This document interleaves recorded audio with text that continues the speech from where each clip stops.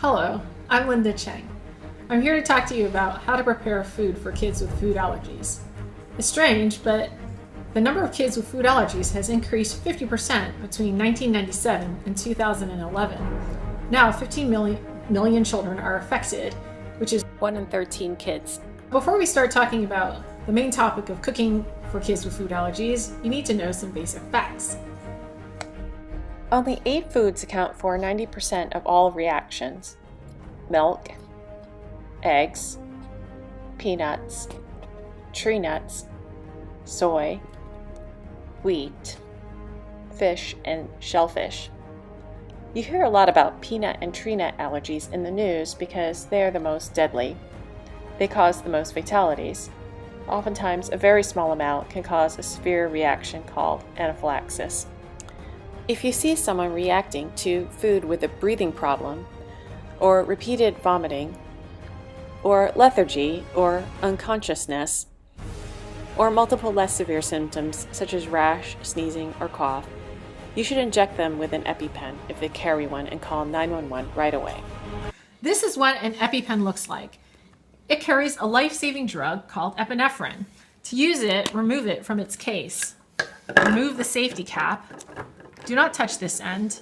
And then jab it into their thigh and hold for 10 seconds. 9, 8, 7, 6, 5, 4, 3, 2, 1.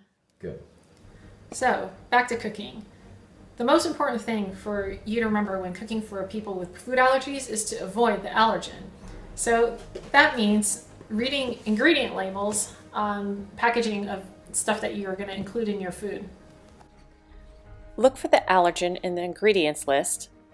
Look for the allergen summary below, sometimes far below the ingredients list. And look for any labeling regarding cross-contamination, such as made on the same equipment or made in the same facility. Assuming they are very allergic, you'll also want to avoid any cross-contamination. Sometimes a recipe calls for the allergen. Then you have to use a substitution or use a different recipe, such as you could use oatmeal instead of pecans or chocolate chips instead of nuts. When doing Sunday school type crafts, there are a lot of good substitutions for peanut butter, such as cream cheese, frosting, or sunflower seed butter. You can replace nuts with Skittles or marshmallows. To avoid cross-contamination at home, avoid using the same utensil to scoop peanut buttery items with non-peanut buttery items, and avoid putting them on the same plate.